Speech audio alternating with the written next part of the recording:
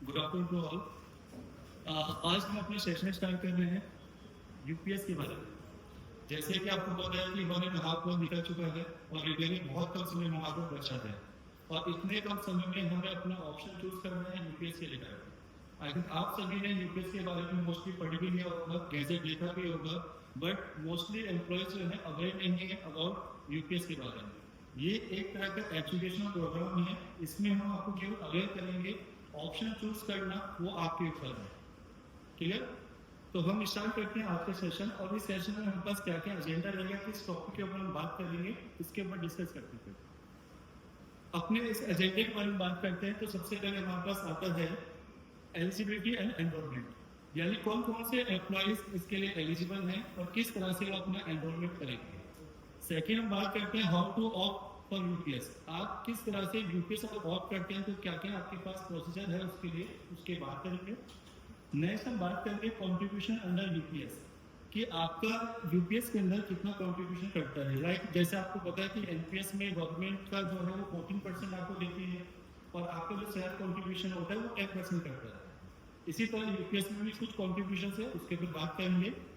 Next हम बात करेंगे एलिजिबिलिटी एंड बेनिफिट्स, रिटायरमेंट के बाद आपको क्या क्या बेनिफिट्स मिलेंगे यूपीएस के अंतर्गत, उसके ऊपर हम बात करेंगे। क्लियर? आप मेरी आवाज सभी को आ रही है प्रॉपर्ली? ठीक है ना?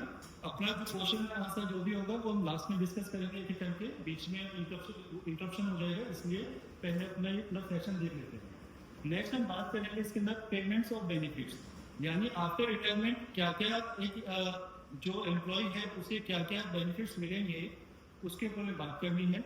नेक्स्ट हम बात करेंगे benefits for retired employee under NPS, ऐसे एम्प्लॉय जो 31 मार्च से पहले क्या थे एनपीएस में थे और रिटायर हो चुके हैं, वो भी क्लेम कर सकते हैं यूपीएस के लिए आफ्टर 1 अप्रैल 2025 के बाद। नेक्स्ट हम बात करते हैं किस तरह से इसका process of migration to UPS, UPS में माइग्रेट करने के लिए कौन कौन से प्रोसेस है, ऑनलाइन मोड है, एक आपके पास ऑफलाइन मोड है, दोनों मोड के बारे में जानने की कोशिश करेंगे। एंड द लास्ट हम बात करेंगे difference between NPS and UPS, कि एनपीएस और यूपीएस में क्या डिफरेंस है, आपको किस तरह से चूज करना है वो आपको इस डिफरेंस के थ्रू पता चलेगा। स्टार्ट करते हैं, अगर जल्दी जल्दी बता रहे हो बता देना मुझे पहले से, ठीक है? ठीक, सबसे पहले बात करते हैं एलिजिबिलिटी एंड एनरोलमेंट। जो भी एम्प्लॉय अभी तक एनपीएस के अंदर आ रहे थे, अब वो 1 अप्रैल 2025 से यूपीएस ऑप्ट कर सकते हैं। ठीक है? तो उनके पास अभी 3 मंथ का समय दिया गया था 1 अप्रैल से, और 30 जून को वो खत्म हो जाएगा। तो इट मीन्स अभी आपके पास हाफ मंथ या 1 मंथ के अप्रोक्सीमेट बचा है। सेकेंड हम बात करते हैं न्यू रिक्रूट, कोई भी नया एम्प्लॉय जो ज्वाइन करता है, ज्वाइन करने के डेट से 30 डेज के अंदर अंदर वो यूपीएस ऑप्ट कर सकता है। अगर वो ऑप्ट नहीं करता तो बाई डिफॉल्ट वो किसमें रह जाएगा, बाई डिफॉल्ट वो आपका एनपीएस में चल जाएगा। ये सारी बातें अकॉर्डिंग टू गैजेट के अकॉर्डिंग है, ये केवल अवेयरनेस प्रोग्राम, इस बात को ध्यान दीजिएगा। नेक्स्ट हम बात करते हैं कि ऐसे एम्प्लॉय जो एनपीएस में थे, जो रिटायर्ड हो चुके हैं, और रिटायर होने के बाद क्या बहुत सारे एम्प्लॉयज होते हैं जिनकी डेथ हो जाती है, उनके स्पाउस वो भी क्या कर सकते हैं, यूपीएस के लिए क्लेम कर सकते हैं। उनके लिए भी 3 मंथ का टाइम ड्यूरेशन दिया गया है अभी तक। और एक बात नोटिस करने वाली है इसमें, कि अगर आप एनपीएस से यूपीएस में माइग्रेट हो जाते हैं तो फिर ये इरिवर्सिबल प्रोसेस होगी, वापस आप एनपीएस में नहीं जा सकते, इसलिए बहुत सोच समझ कर अपना डिसीजन लें। अब बात आती है कि जब आप कोई भी एम्प्लॉय यूपीएस में जाता है तो उसके लिए क्या क्या फॉर्म्स की नीड पड़ती है। तो जो भी एग्जिस्टिंग एम्प्लॉय है एनपीएस के अंतर्गत और जो यूपीएस ऑफ करना चाह रहा है, तो उसके लिए A2 फॉर्म आता है। A2 फॉर्म ये ऑनलाइन भी अप्लाई कर सकते हैं आप, और ऑफलाइन, दोनों ही तरह की प्रोसेस होती है हमारे पास। ठीक है? सेकेंड हम बात करते हैं जो न्यू रिक्रूट हैं, जो 1 अप्रैल के बाद ज्वाइन करते हैं, उनके पास 30 डेज का टाइम है, और जो फॉर्म वो सबमिट करते हैं, आपको A1 फॉर्म फिल करके अपने कंसर्न डीडीओस को दे देना है। नेक्स्ट हम बात करते हैं रिटायर्ड एम्प्लॉय, जो ऐसे एम्प्लॉय जो सुपरवाइजर हो चुके हैं या वीआरएस ले चुके हैं, पहले एनपीएस के दायरे में आते थे 31 मार्च से पहले वाले, वो भी यूपीएस ऑप्ट कर सकते हैं, उनके लिए जो फॉर्म दिया गया है वो B2 दिया गया है विद केवाईसी जो डॉक्यूमेंट्स हैं, लाइक उनके आधार कार्ड हो गया, पैन कार्ड हो गया, बैंक की कैंसिल चेक हो जाएगा, और स्पॉट्स के साथ जो कि अटैच फोटो लगेगी, ये डॉक्यूमेंट नीड होगी। और नेक्स्ट अगर हम बात करते हैं legally wedded spots of a deceased retired employee, ऐसे एम्प्लॉय जो डिजीज हो चुके हैं, जिनकी डेथ हो चुकी है, उनके स्पॉट्स क्लेम कर सकते हैं यूपीएस के लिए, और उसके लिए आपको बेसिक्स फॉर्म की रिक्वायरमेंट होगी विद केवाईसी डॉक्यूमेंट के साथ। अब बात आती है कि कॉन्ट्रीब्यूशन अंडर यूपीएस, कि यूपीएस में आपका क्या कॉन्ट्रीब्यूशन रहेगा, आपके सैलरी से जितना डिडक्ट होगा। जस्ट लाइक एनपीएस की जब बात करते हैं तो आपको पता होगा कि आपका जो बेसिक प्लस डीए है उसका 10% क्या होता है, डिडक्ट होता है। सेम एज इट इज यहाँ पे भी आपका 10% बेसिक प्लस डीए का डिडक्ट होगा, जिसे हम सेल्फ कॉन्ट्रीब्यूशन के नाम से जानेंगे। गवर्नमेंट जो आपको यहाँ प्रोवाइड करती है, गवर्नमेंट गवर्नमेंट का जो कॉन्ट्रीब्यूशन रहेगा वो भी आपका 10% रहेगा, इस बात को ध्यान रखें। Self contribution 10% basic plus DA का, और 10% गवर्नमेंट जो है आपको क्या करेगा, आपके अकाउंट में डिपॉजिट कर देगा, जो इंडिविजुअल कॉर्पस में ऐड हो जाएगा। एनपीएस में हम जब बात करते हैं तो हम बात वहाँ पे कॉर्पस की बात करते हैं। यहाँ पे नाम दिया गया IC, it means individual corpus. Individual corpus में आपका दो तरह का अमाउंट है, सेल्फ कॉन्ट्रीब्यूशन का रहेगा, और दूसरा आपका क्या है, गवर्नमेंट कॉन्ट्रीब्यूशन 10% की हम बात कर रहे हैं। फर्दर गवर्नमेंट आपको 8.5% और डिपॉजिट कर देगी आपके अकाउंट में, जिसे हम पूल कॉर्पस के नाम से जानते हैं। वो जो 8.5% रहेगा वो एक तरह का पूल कॉर्पस में जमा हो जाएगा। क्लियर? एडिशनल गवर्नमेंट कंट्रीब्यूशन मिलेगी आपको। Second thing, transfer individual balance fund from an individual subscriber account post superannuation will be moved into the pool corpus। यानी आफ्टर रिटायरमेंट जो आपका इंडिविजुअल कॉर्पस जो रहेगा वो आपका पूल कॉर्पस में ट्रांसफर कर दिया जाएगा। गैजेट के अकॉर्डिंग अभी इतनी ही बात पूल कॉर्पस के बारे में बताई गई है। अब हम बात करते हैं इन्वेस्टमेंट। इन्वेस्टमेंट चॉइस कैसी होती है? जैसे आपको पता होगा कि एनपीएस के अंदर जब कोई एम्प्लॉय ज्वाइन करता है तो डिफॉल्ट पैटर्न जो लेता है, चूज करते हैं, मोस्टली सभी एम्प्लॉयज का डिफॉल्ट पैटर्न रखते हैं अभी, जिसमें 3 तरह के आते हैं, एसबीआई आता है, एलआईसी आता है और यूटीआई आता है। आपका जो फंड होता है वो 3 तरह के पॉलिसीज में चले जाता है। ये गवर्नमेंट सिक्योरिटीज होती है एक तरह की। इसी तरह से आपका यूपीएस के अंदर भी क्या होगा, जो आपका फंड है वो बाय डिफॉल्ट अगर कोई रखता है तो वो 3 ही एसबीआई, यूटीआई और एलआईसी में चले जाएगा। बाकी आप अपना फंड को खुद से भी मैनेज कर सकते हैं। आप सभी सबसे पहले काम कीजिएगा, एनपीएस की जो साइट होती है वहां पे अपनी आईडी लॉगिन करके एक बार देखें कि आपका फंड कौन सा चल रहा है। आप उसको चेंज भी कर सकते हैं। पीएफएम की अगर हम बात करते हैं, प्रोविडेंट फंड मैनेजर जो होता है उसको आप 1 साल में एक बार चेंज कर सकते हैं, एनपीएस के अंतर्गत भी और यूपीएस में भी। और 2 टाइम आप क्या कर सकते हैं, स्कीम चेंज कर सकते हैं। स्कीम की अगर हम बात करते हैं तो स्कीम में जैसे यूपीएस के अंदर दिया गया एलसी 25, एलसी मतलब होता है लाइफ साइकिल 25, यानी आपका जो फंड है इंडिविजुअल कॉर्पस उसका 25% इक्विटी में चले जाएगा। 3 तरह में आपका पैसा डिस्ट्रीब्यूट होता है, पहला इक्विटी में होता है, दूसरा कॉर्पोरेट सेक्टर में होता है, तीसरा गवर्नमेंट सेक्टर में होता है। 3 जगह पैसा डिस्ट्रीब्यूट होता है, आपकी एज के अकॉर्डिंग होता है। आप इस स्कीम को चेंज भी कर सकते हैं। आप चाहते हैं कि मुझे अपना मोस्टली फंड इक्विटी में डालना है, वहाँ रिस्क ज़्यादा होता है, रिटर्न भी ज़्यादा होता है। गवर्नमेंट वाले उसमें क्या होगा, रिस्क क्या है, कम है, रिटर्न भी क्या रहेगा, कम रहेगा। ये आप पे डिपेंड करता है आप स्कीम कैसे चूज करते हैं। मार्केट की वैल्यू सभी रखते हैं, तो आप ये अपनी आईडी जरूर लॉगिन करें एक बार। अगर किसी को प्रॉब्लम है तो नहीं आ रही है तो वो मेरे पास आ सकता है, नीचे बैठता हूँ एचआरएम सेल में, तो वहां पे मैं बता दूंगा कैसे लॉगिन करना है उसको। और एक्टिव जी 100% का मतलब क्या होता है, इसमें आपका जो फंड है वो गवर्नमेंट के पास, गवर्नमेंट क्या करेगा उसे अपने हिसाब से। अभी हमने क्या कहा, एलसी 25 में इक्विटी जो है 25% में लग जाएगा। एलसी 50% का मतलब होता है कि 50% जो आपका कॉर्पस है या फंड है वो इक्विटी में चल जाएगा। और 100% मतलब क्या है, कॉर्पोरेट की जो पॉलिसीज है, लाइक आपका एसबीआई, यूटीआई और आपका एलआईसी, इसमें आपका फंड मैनेज होगा।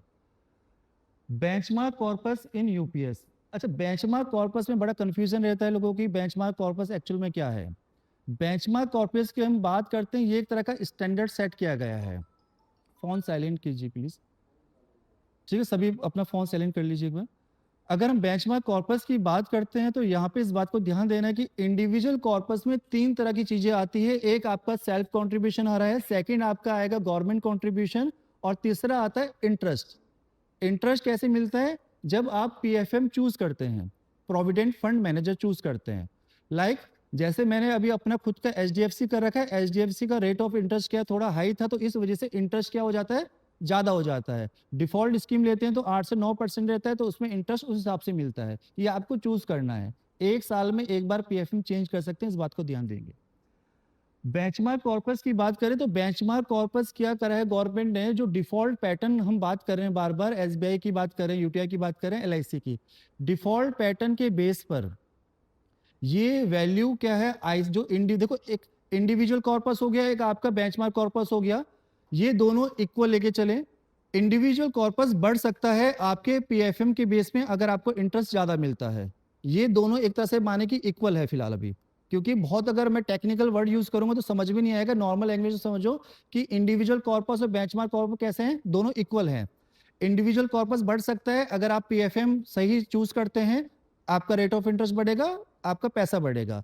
अगर आपने पीएफएम गलती से कुछ ऐसा चूज कर लिया कि मार्केट क्या है, डाउन जा रहा है, तो आपका इंटरेस्ट कम हो जाएगा, तो ये क्या हो जाएगा, कम हो जाएगा। ये स्टैंडर्ड है बेंचमार्क कॉर्पस, जिसमें भी सेल्फ कंट्रीब्यूशन, गवर्नमेंट कंट्रीब्यूशन और डिफॉल्ट पैटर्न का इंटरेस्ट इंक्लूड रहेगा। इस बात को याद रखेंगे। अच्छा, अगर eight the time of retirement आपका इंडिविजुअल कॉर्पस और बेंचमार्क कॉर्पस की बात कर रहे हैं, बेंचमार्क कॉर्पस आपका क्या है, एक स्टैंडर्ड है। इंडिविजुअल कॉर्पस अगर ज्यादा हो गया तो eight the time of retirement जितना ज्यादा है वो आपके अकाउंट में ट्रांसफर कर दिया जाएगा eight the time of retirement.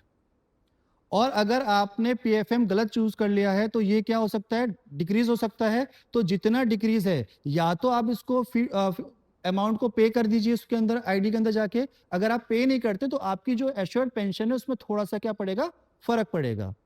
कैसे पड़ेगा उसकी हम आगे बात करते हैं। एलिजिबिलिटी फॉर बेनिफिट्स, यूपीएस के लिए अगर कोई भी एम्प्लॉय एलिजिबल है वो तो उसको 10 ईयर की मिनिमम सर्विस चाहिए। 10 ईयर की मिनिमम सर्विस होगी तभी वो यूपीएस के लिए क्या हो पाएगा, एलिजिबल हो पाएगा। अदरवाइज वो बाय डिफॉल्ट किस में रहेगा, आपका एनपीएस में रहेगा। सेकंड थिंग, वॉलेंट्री, अगर कोई वीआरएस लेता है तो वीआरएस ले रहा है कोई एम्प्लॉय, तो आफ्टर 25 ईयर ऑफ सर्विस, आपको पता होगा कि एश्योर्ड पेंशन के लिए यूपीएस में क्या कहा गया है, 25 साल की मिनिमम सर्विस चाहिए। बट गैजेट में एक बात और भी मेंशन है कि benefits begin at the notional superannuation date. आपको जो बेनिफिट मिलेंगे वो कब से मिलेंगे, at the time of retirement date, जो आपके एक्चुअल रिटायरमेंट डेट होगी। क्लियर? कोई एम्प्लॉय अगर 52 ईयर की एज में वीआरएस ले लेता है तो उसका रिटायरमेंट 60 एज में होना है, तो 8 साल का गैप हो गया। तो सुपर एन्युएशन डेट तो क्या हो जाएगी आपको, जब 60 ईयर की एज में पहुंचोगे तो आपको बेनिफिट्स कब से मिलेंगे, जब आप 60 ईयर की एज में पहुंच जाएंगे। और इसमें बात की गई, अगर कोई एम्प्लॉय रिजाइन करता है या रिमूवल फॉर सर्विस होता है या फिर क्या करते डिसमिसल होता है, तो उस केस में वो यूपीएस के लिए एलिजिबल नहीं है। 3 केस में, या फिर रिमूव हो जाता है या रिजाइन करता है, डिसमिसल होता है, तो उस केस में वो यूपीएस के लिए एलिजिबल नहीं होगा। इस बात को याद रखेंगे। लास्ट में करते क्वेश्चन है, अभी आप अपने क्वेश्चन नोट कर लीजिए, लास्ट में करेंगे, है ना, जल्दी सेशन कंप्लीट करते हैं अपना। अगर हम बात करते हैं कंप्यूटेशन ऑफ बेनिफिट्स के बारे में बात करते हैं, तो सबसे पहले आता है एश्योर्ड पेंशन। बात ना कीजिए प्लीज, सुन लीजिए। एश्योर्ड पे आउट की हम बात करते हैं तो एश्योर्ड पे आउट कब से लागू, 25 ईयर की जब आप सर्विस कंप्लीट कर देते हैं तब आपको एश्योर्ड पे आउट का लाभ मिलता है। एश्योर्ड पे आउट निकालते कैसे हैं, जिस टाइम आप रिटायरमेंट होते हैं उसका जो प्रीवियस 12 जो मंथ है, इंक्लूडिंग वो मंथ जिस मंथ में आप रिटायर हो रहे हैं, और प्रीवियस 11 मंथ, तो टोटल हो गया 12 मंथ। 12 मंथ का जो आपका बेसिक रहा है, उस बेसिक का क्या करना है, आपको एवरेज लेना है। उस बेसिक का एवरेज लेना है, उस एवरेज को क्या करना है, डिवाइड करना है 2 से। लाइक आपको ओपीएस, ओपीएस में क्या होता है, आपका लास्ट मंथ का जो आपका बेसिक रहता है उसको हम हाफ कर देते हैं पेंशन के लिए। इसमें क्या है, 12 महीने का जो आपका बेसिक रहेगा उसका एवरेज निकाल देंगे, और एवरेज का हम क्या कर देंगे, हाफ कर देंगे, प्लस आपका डीए जो गवर्नमेंट डिसाइड करेगी। तो इसे हम क्या कहेंगे, एश्योर्ड पे आउट कहते हैं। नेक्स्ट बात आती है मिनिमम गारंटेड पे आउट। मिनिमम गारंटेड पे आउट का मतलब, अगर किसी एम्प्लॉय ने 10 ईयर की सर्विस, 10 ईयर की सर्विस मोस्टली जो सीजी केस में आते हैं, एक्स सर्विसमैन होते हैं, उन्हीं की होती है मोस्टली। अगर 10 ईयर की सर्विस कंप्लीटेड है तो उसको मिनिमम पे आउट कितना मिलेगा, 10,000 दिया जाएगा। फाइनल विड्रॉल की हम बात करते हैं, जैसे कि आपको पता है कि एनपीएस के अंतर्गत eight the time of retirement 60% आप टोटल कॉर्पस का निकाल सकते हैं और 40% आपका जो पैसा होता है वो एन्युटी परचेज में चले जाता है, और जो इसे हम कहते हैं एएसपी, एन्युटी सर्विस प्रोवाइडर। ये अभी प्रेजेंट टाइम में 15 हैं टोटल, तो आप किसी भी एक को चूज कर सकते हैं। लाइक एचडीएफसी होता है, आपका एसबीआई हो गया, मैक्स इंश्योरेंस हो गया, बहुत सारे होते हैं। तो वो आपको क्या करती है, एज अ पेंशन बना के देती है। कौन? एनपीएस। यूपीएस में भी आपके पास क्या है, 60% आप निकाल सकते हैं, 60% यहाँ पे भी निकाल सकते हैं। इंडिविजुअल कॉर्पस और बेंचमार्क कॉर्पस में जो भी कम होगा, मे बी हम पॉसिबिलिटीज मान के चले दोनों इक्वल रहते हैं, या फिर इंडिविजुअल कॉर्पस ज्यादा हो सकता है। दोनों में से जो भी लोअर होगा उसका आप 60% क्या कर सकते हैं, eight the time of retirement final withdrawal कर सकते हैं। नेक्स्ट हम बात करते हैं एडमिसिबल पे आउट। एडमिसिबल पे आउट की हम बात करें तो अगर eight the time of retirement आप फाइनल विड्रॉल निकालते हैं 60%, मैक्सिमम 60% है, कोई 10% निकाल सकता है, वो अपने डिजायर के अकॉर्डिंग रहेगा। Eight the time of retirement 20% निकालें तो इससे आपकी एश्योर्ड पे आउट में फर्क पड़ेगा, इस बात को ध्यान देना है। एट दैट टाइम, मैं दोबारा रिपीट कर देता हूँ, at that time of retirement अगर आप अपना फाइनल विड्रॉल निकाल रहे हैं 20%, 50, जितना भी निकालते हैं, मैक्सिमम 60% है, तो आपकी एश्योर्ड पे आउट में थोड़ा सा फर्क पड़ेगा, इस बात को ध्यान रखें। और साथ में अगर आपका इंडिविजुअल कॉर्पस कम हो जाता है बेंचमार्क कॉर्पस से जो हम सेट कराता है, या तो आप उसको पे करें अपने अकाउंट से ही, या तो पे करें। अगर आप पे नहीं करेंगे तो उससे भी आपका जो पेंशन रहेगी वो प्रोपोर्शनली क्या हो जाएगी, डिक्रीज हो जाएगी। ठीक है। नेक्स्ट हम बात करते हैं मंथली टॉपअप। मंथली टॉपअप क्या है यहाँ पे कि ऐसे एम्प्लॉइज जो रिटायर्ड हो चुके हैं, एनपीएस के दायरे में आते थे, 31 मार्च से पहले रिटायर्ड हो चुके हैं, लाइक कोई 2020 में रिटायर्ड हो चुका है, और अभी यूपीएस की जो आपके पास गैजेट आया है वो एक तरह से कब से लागू हो रहा है, 1 अप्रैल से लागू हो रहा है, तो उसका उस एम्प्लॉय का 4.5 साल का गैप हो जाता है। बात समझ में आ रही है? किसी एम्प्लॉय ने 2020 में एनपीएस का रिटायर हो चुका है, वो यूपीएस 1 अप्रैल से लागू हो रहा है, अगर वो चाहता है कि वो यूपीएस ऑप्ट करता है तो 5 साल का जो इंटरेस्ट बनता है उस इंटरेस्ट को government as a monthly top up के रूप में आपके अकाउंट्स में डालती रहेगी, टोटल उसी 5 साल का, फर्दर आगे की बात नहीं कर रहे हैं। फिर बात आती है फैमिली पे आउट। फैमिली पे आउट की हम जब बात करते हैं तो अगर एम्प्लॉय की डेथ हो जाती है आफ्टर रिटायरमेंट या सर्विस में, तो जो उसके स्पाउस होंगे, तो जो एश्योर्ड पे आउट बनेगा उस एम्प्लॉय का, उसका 60% उसके फैमिली को क्या मिलेगा, एज अ फैमिली पेंशन दी जाएगी। 60% किसका, एश्योर्ड पे आउट का। और डीएनएस रिलीफ या डीए की बात करते हैं, ये तो गवर्नमेंट आपको पता ही है कि डिसाइड करती है ना, तो इसको डीएनएस रिलीफ ये भी क्या होगा, यूपीएस के अंदर एड ऑन होके आपको मिलेगा। साथ में इसमें एक अच्छी बात क्या है कि लमसम पे आउट की अगर हम बात करते हैं, इसमें गवर्नमेंट ये आपको अलग से दे रही है, जिसमें आपका लास्ट मंथ की जो सर्विस, जो लास्ट मंथ रहेगा आपका, उस समय जो बेसिक आपकी रहेगी plus DA, basic plus DA का 1/10 कर दिया जाएगा, 10 से उसको डिवाइड करना है, और आपकी जितनी भी क्वालिफाइंग सर्विस हो रही है उसको 6 मंथ के पीरियड में बांटना है। एक साल में आपका 6 कितने मंथ बार हो गया, 2 बार हो गया। किसी की सर्विस 20 साल होती है, बंद होगी, इसमें सेल डालने पड़ेंगे गौरव,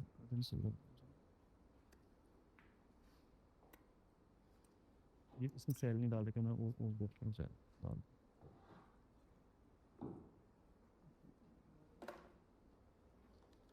अपने क्वेश्चन नोट डाउन करते रहना, लास्ट में डिस्कस करते। बात करते हैं लमसम अमाउंट की। लमसम अमाउंट क्या है कि आपका जो लास्ट मंथ का बेसिक प्लस डीए रहेगा उसका आप 1/10 कर देंगे, और जो क्वालिफाइंग सर्विस है उसको 6 मंथ के ड्यूरेशन में हम उसको क्या करेंगे, बांट देंगे।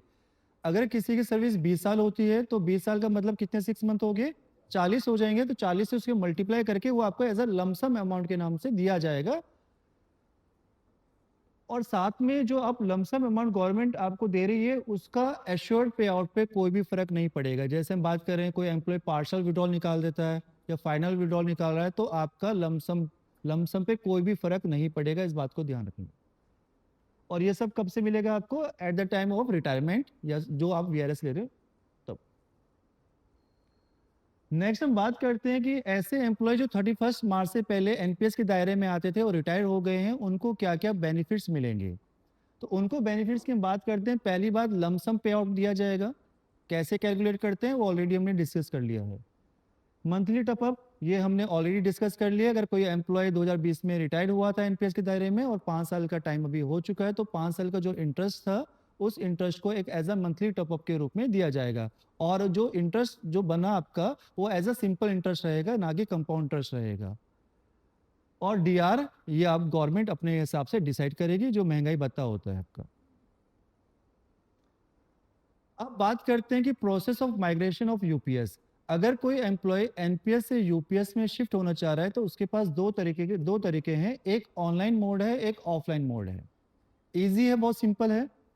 तो देखो किस तरह से आपके पास एनपीएस की साइट सभी ने देखी होगी। तो पहले ऑप्शन आपके पास आता है यूपीएस का आता है और उसके जस्ट सेकंड नंबर पे एनपीएस टू यूपीएस माइग्रेशन दिया होगा। आप वहां पे क्लिक करेंगे। क्लिक करने के बाद आपके पास सेकंड स्क्रीन आएगी इस तरह से। तो माइग्रेट टू यूपीएस, यहाँ पे आपको प्रान नंबर डालना है। PRAN number as it is जो आपका एनपीएस का था वही यूपीएस का रहेगा, यहाँ पे डाल देंगे। साथ में आप अपना डेट ऑफ बर्थ और जो भी आपका नंबर रजिस्टर्ड है या ईमेल आईडी रजिस्टर्ड है उस पर एक ओटीपी आएगा। इस ओटीपी को यहाँ डालने के बाद आपके पास प्रोसीड टू ई साइन का ऑप्शन आएगा। यहाँ पे क्लिक करने के बाद ठीक है, आप अपना आधार कार्ड नंबर डालेंगे, देन यहाँ पे सेंड ओटीपी आएगा और ओटीपी आप यहाँ डालने के बाद आपके पास एक ई साइंड का डिजिटल फॉर्म आएगा। आप ये ऑनलाइन अप्लाई कर रहे हैं, ठीक है। जब आपका ऑनलाइन अप्लाई हो जाएगा तो कंसर्न डीडीओ के पास आपकी रिक्वेस्ट जाती है। आप उसको एक बार इन्फॉर्म करेंगे कि हमने माइग्रेशन की रिक्वेस्ट रेज करी है, आप इसको प्रोसीड कर दीजिए। इतना सा काम आपको ऑनलाइन मोड में करना है। बट बहुत सारे एम्प्लॉयज होते हैं जिन्हें ऑनलाइन मोड में काम करना नहीं आ रहा है, तो उसके लिए हमने बात करी थी कि आप ऑफलाइन भी कर सकते हैं। ऑफलाइन तो और इजी हो जाएगा। एक फॉर्म आएगा A2 नाम से, एक पेज का फॉर्म है। दो बातें इसमें लिखनी है, अपना नाम लिखना है, फादर नेम, आपका प्रान नंबर क्या है, ये 3 बातें लिख के आपको साइन कर देना है। आगे का जो पोर्शन है वो आपका कंसर्न डीडीओ फिडअप करेगा। आपका पीएफ नंबर क्या है, ठीक है, आपका करंट बेसिक मंथ क्या चल रहा है, क्वालिफाइंग सर्विस आपने यानी कमेंसमेंट ऑफ क्वालिफाइंग सर्विस आपने ज्वाइन कब किया था वो डालेगा। ये डीडीओ का काम रहेगा, आपका काम कुछ नहीं रहेगा। केवल आप एक फॉर्म फिलअप करके सबमिट कर देंगे अपने कंसर्न डीडीओ को।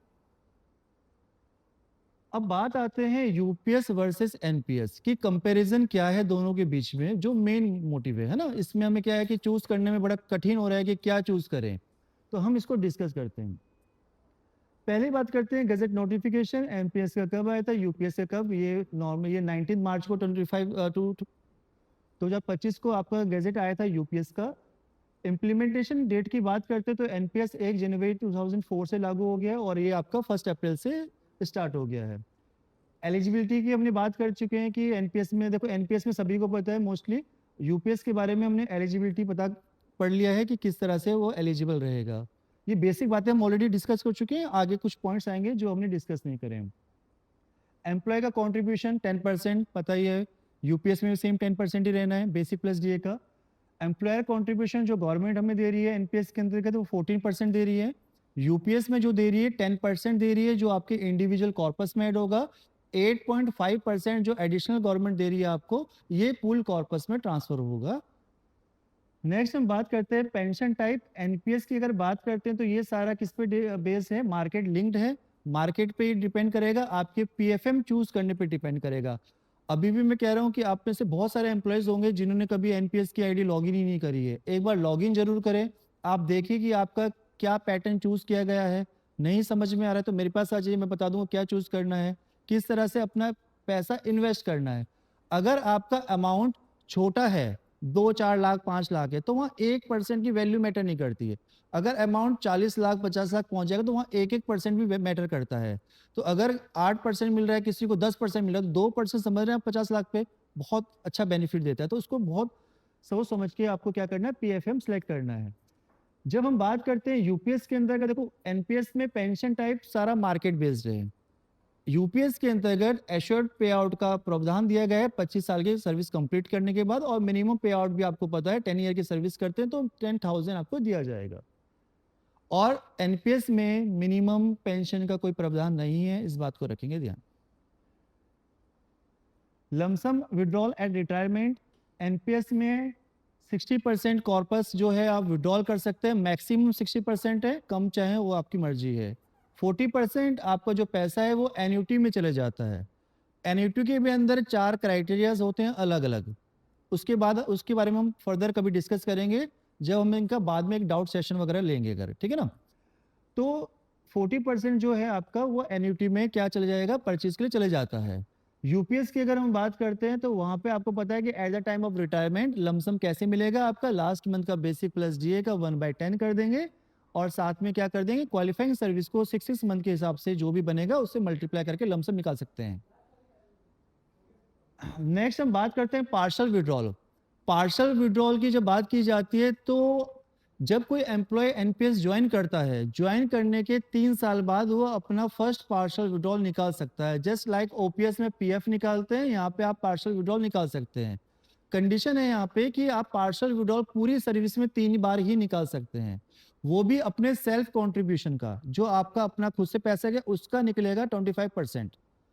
यूपीएस के अंतर्गत भी आप अपना पार्शल विड्रॉल कर सकते हैं 25% सेल्फ कंट्रीब्यूशन का पूरी सर्विस में 3 बार। सिमिलर है दोनों चीजें, मगर यूपीएस में अगर आप पार्शल विड्रॉल निकालते हैं तो उसका आपकी पेंशन यानी पे आउट में फर्क पड़ेगा। या तो आप eight the time of retirement आप उसको पैसे को जमा कर दीजिए, अगर आप जमा नहीं करेंगे तो आपकी पेंशन जो है प्रोपोर्शनली डिक्रीज हो जाएगी। एनपीएस में भी ये होता है, हमें पता नहीं है कि हम एनपीएस में जब पार्शल विड्रॉल निकालते हैं ना उससे भी फर्क पड़ता है। अगर आप 25% पार्शल विड्रॉल एनपीएस में निकाल रहे हैं तो आपका जो इंडिविजुअल कॉर्पस का या प्रिंसिपल अमाउंट कहते हैं वो कम हो जाएगा, और अगर वो कम हो जाएगा तो आपको रेट ऑफ इंटरेस्ट जो मिलेगा ना इंडिविजुअल कॉर्पस में वो भी क्या हो जाएगा, ऑटोमेटिक कम हो जाएगा। तो eight the time of retirement lump sum जो या कॉर्पस जो बनेगा वो थोड़ा सा कम बनेगा अगर आप पार्शल विड्रॉल निकालते हैं। पार्शल विड्रॉल केवल एक ही कंडीशन में निकालना, बहुत रेयर चांस, अगर आपको लगता है बहुत ही ज्यादा क्रिटिकल कंडीशंस हैं तभी निकालें, अदरवाइज निकालना बेकार है आपके लिए। नेक्स्ट हम बात करते हैं फाइनल विड्रॉल की बात कर दी। देखो एनपीएस में क्या है कि एट द टाइम ऑफ 60 जब रिटायरमेंट होते हैं तो आप 60% अपना निकाल सकते हैं, बट बहुत सारे ऐसे एम्प्लॉयज होते हैं वो उस समय उनको जरूरत नहीं होती, वो कहते हैं कि हम अपना एनपीएस को थोड़ा और आगे कंटिन्यूस करना चाहते हैं। कंटिन्यूस करके वो 75 ईयर तक अपना एनपीएस कंटिन्यूस कर सकते हैं, किसमें, एनपीएस में। गवर्नमेंट का इंटरेस्ट ऐड होता रहेगा बट आपका सेल्फ कंट्रीब्यूशन उसमें जमा नहीं होगा।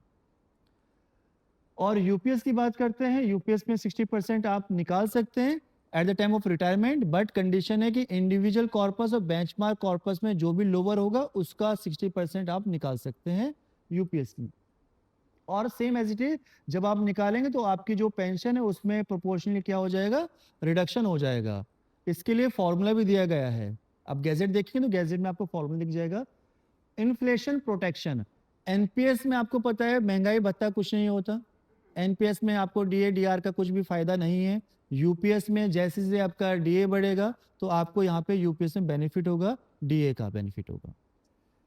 फैमिली पेंशन की बात करते हैं तो एनपीएस के अंदर जो फैमिली पेंशन है वो आपके एन्युटी चूज जो आप करते हैं eight the time of retirement, 40% जब आप पैसा क्या करते हैं एन्युटी में लगाते हैं ना, तो वहां पर आप कौन सी एन्युटी चूज करते हैं उस एन्युटी पे आपका पेंशन डिपेंड करती है फैमिली को कितनी मिलेगी।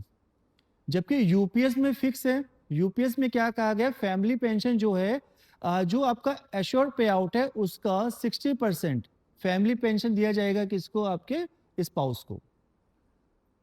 स्विचिंग ऑप्शन की बात करें, वन टाइम ऑप्शन दिए गए हैं। और लास्ट अगर हम बात करते हैं फंड मैनेजमेंट, यहाँ पे आप अपना फंड जो है 3 तरह से फंड मैनेज कर सकते हैं, इक्विटी में, कॉर्पोरेट सेक्टर में, गवर्नमेंट सेक्टर में, एनपीएस के अंतर्गत। जस्ट लाइक आप यहाँ यूपीएस के अंदर भी आप अपना क्या कर सकते हैं, कॉर्पस को अपने आप से भी मैनेज कर सकते हैं। गवर्नमेंट भी क्या करती है, इसको मैनेज करती है एज अ पुल्ड कॉर्पस को, जो आपका पुल्ड कॉर्पस है उसे गवर्नमेंट मैनेज करती है, वो अपने हिसाब से बेस्ट ऑप्शन चूज करेगी। और ईयरली हमें लगता है कि हमारे अकाउंट में शो नहीं होगा, पुल कॉर्पस आपके अकाउंट में शो नहीं होता, इसके लिए हर साल ऑडिटर बिठाया जाएगा जो इसका इंस्पेक्शन करेगा। ठीक है, वो गैजेट में लिखा गया है, तो ऑडिटर इंस्पेक्शन करेगा कि भाई ये सही है कि गलत है, तो इसके लिए गवर्नमेंट ने ऑडिटर का डिसाइड किया गया है। तो यहाँ पे आपकी प्रेजेंटेशन खत्म होती है कि कितना क्या कैलकुलेशन कैसे की जाएगी, रिटायरमेंट में क्या मिलेगा, ग्रेजुटी मिलेगी, आपको लीव मिलेगा, वो आपका अलग पार्ट हो गया, वो हमारा इंटरनल मामला अपना। यहाँ केवल आपको अवेयर किया जा रहा है कि आपके लिए क्या बेटर है क्या नहीं है, डिसीजन बस आपका फाइनल अपना होगा, इस बात को रखें। किसी को क्वेश्चन पूछते हैं तो एक एक अभी फाइनल विड्रॉल में एनपीएस वाले सेक्शन में 60% विड्रॉल का ऑप्शन था, तो वो 60% दोनों गवर्नमेंट का भी सेक्शन और मतलब गवर्नमेंट का भी पार्ट और हमारा पार्ट दोनों का था ना वो। हाँ हाँ, अगर बात करें देखो एनपीएस में क्या होता है, आपका जो टोटल कॉर्पस होता है, टोटल कॉर्पस में आपका सेल्फ कंट्रीब्यूशन भी रहता है, गवर्नमेंट कंट्रीब्यूशन रहता है, प्लस इंटरेस्ट रहता है, तीनों का जो टोटल हमारा 100% कॉर्पस बना उसका 60% की बात कर रहे हैं। और यूपीएस में 60% खाली इंडिविजुअल कॉर्पस नहीं था। नहीं नहीं नहीं, आपके इसमें इंडिविजुअल कॉर्पस में 3 चीजें इंक्लूड होती है, इस बात को ध्यान देंगे। पहला सेल्फ कंट्रीब्यूशन होता है, दूसरा आपका गवर्नमेंट कंट्रीब्यूशन होता है, तीसरा इंटरेस्ट होता है। इन तीनों को मिला के इंडिविजुअल कॉर्पस कहा गया है। ओके, तो same as it is NPS की तरह। ठीक है। एनीवन? जैसे आपने बताया कि जो विड्रॉल होगा यूपीएस में, लेकिन उसमें दोनों विड्रॉल अलग अलग मिलेंगे। एक तो जो आपकी सर्विस होगी लॉन्ग सर्विस, उसका 10% इंटू जो पर ईयर का 2 टाइम्स जो होगा वो अलग से मिलेगा क्या यूपीएस के? लमसम की बात कर रहे लमसम हैं? वाला जो है हाँ, लमसम आपको एडिशनल गवर्नमेंट दे रही है, वो एडिशनल है आपका, वो अलग से देगा, उसका आपके पे आउट पे कोई फर्क नहीं पड़ेगा। तो एनपीएस में ऐसा कोई प्रोविजन नहीं है? एनपीएस में आपको लमसम का कोई प्रोविजन नहीं है। ठीक।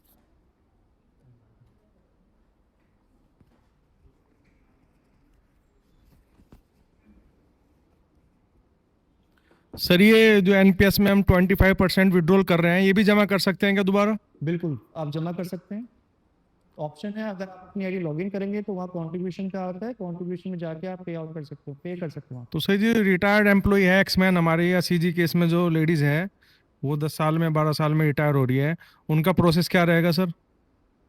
एनपीएस से रिटायर हो रहे हो, जी जी, टोटल सर्विस कितनी होगी उनकी? 10 साल या 12 साल, 10 साल से ज़्यादा है, 12-13 साल मान लीजिए। ओके, तो अगर पूरी सुपर एनुएशन के केस में जब वो एग्जिट का फॉर्म भरते हैं, एनपीएस में जब वो एग्जिट का फॉर्म भरते हैं तो वहाँ पे उनको 60% जो टोटल कॉर्पस होगा उसका मिल जाएगा, 40% वो एनपीएस चला जाएगा। जैसे सर कोई 2-3 साल पहले रिटायर हो गया तो अब उसका कैसे होगा? उसको पैसे जमा करने पड़ेंगे जो उसको मिल गया था 60% एनपीएस का? आप बात कर रहे हैं कि जो एम्प्लॉय एनपीएस में रिटायर हो जी, चुके जी। हैं अब वो यूपीएस लेना चाह रहे हैं। जी जी जी। ओके, उनके लिए तो ज़्यादा बेनिफिट है यूपीएस के अंतर्गत। अगर जो एम्प्लॉय रिटायर हो चुके हैं 60% निकाल दिया है, उनको कंपलसरी नहीं है कि पे करना ही करना है, उनको बेनिफिट दिया जाता है, लमसम अमाउंट एडिशनल दिया जा रहा है। सेकंड बात करें मंथली टॉपअप के रूप में जो इंटरेस्ट बन रहा है वो दिया जाएगा साथ में, और साथ में इसमें जो आपकी पे आउट बनेगी, पेंशन जो बन रही है प्लस डीए, ये भी उनको एडिशनल दिया जा रहा है। वो 10,000 पे डीए मिलेगा उनको, 10,000 प्लस डीए? 10,000 डीए नहीं, नहीं, कम से कम मिनिमम पेंशन बताया ना आपने। देखो इसमें कंडीशन अप्लाइड है।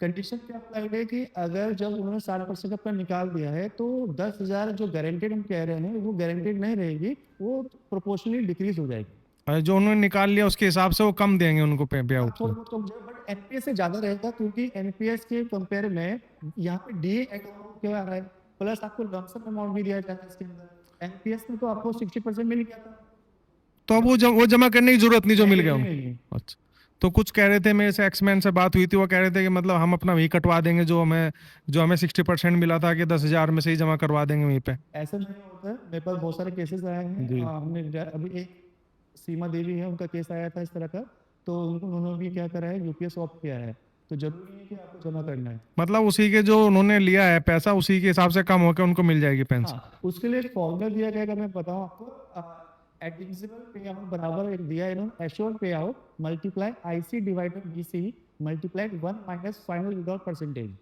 अब ये तो मतलब उनको जरूरत नहीं है जो 60% लिया उसको जमा कोई जरूरत करने। नहीं है। ठीक। हुई है? Anyone? हुआ तो उसका थोड़ा क्लियर नहीं हुआ, एक बार बता दो कहाँ कैसे जमा होगा? ये एक तरह से क्या है,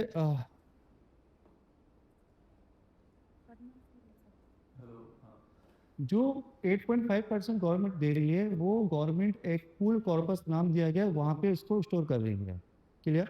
ये आपके अकाउंट्स में शो भी नहीं होगा जब आप आईडी लॉगिन करेंगे। ओके। ये गवर्नमेंट इसको अपने हिसाब से बेनिफिट, मतलब कि मैक्सिमम बेनिफिट वो सब्सक्राइबर को, यूजर को या एम्प्लॉय को, उस हिसाब से उसको अपने हिसाब से क्या करेगा, मैनेज करेगा।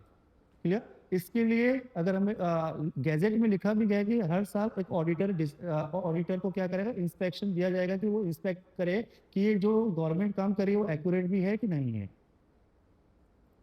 उसका बेनिफिट क्या होगा कुछ भी? एट द टाइम वो ये बैटरी कितना होती है, आवाज़ आ रही है, ऐसे बोलिए सर। रिटायरमेंट के टाइप पे जो आपका इंडिविजुअल कॉर्पस है, आपने अगर गैजेट पढ़ा होगा तो उसमें लिखा था कि आपका इंडिविजुअल कॉर्पस जो है वो फुल कॉर्पस में ट्रांसफर कर दिया जाएगा, जिससे आपका देखो पे आउट जो बन रही है 25 ईयर की सर्विस के बाद, वो तो आपको पता है 50% बनेगी वो तो, है ना। वो कंडीशन अप्लाइड है अगर आप फाइनल विड्रॉल नहीं निकालते हैं या फिर आपका आईसी कम होता है बीसी से। यहाँ पे क्या है, जो वो पूल्ड कॉर्पस में जमा हो जाएगा आपका इंडिविजुअल कॉर्पस, उसके हिसाब से क्या है आपका जो बेंचमार्क कॉर्पस और इंडिविजुअल कॉर्पस है वो इक्वल आने की कोशिश की जाएगी, ताकि आपके एश्योर्ड पे आउट में फर्क ना पड़े। गैजेट में अभी यही बात मेंशन है, फर्दर क्लैरिफिकेशन के लिए कोई आएगा तो बात करेंगे इसके ऊपर।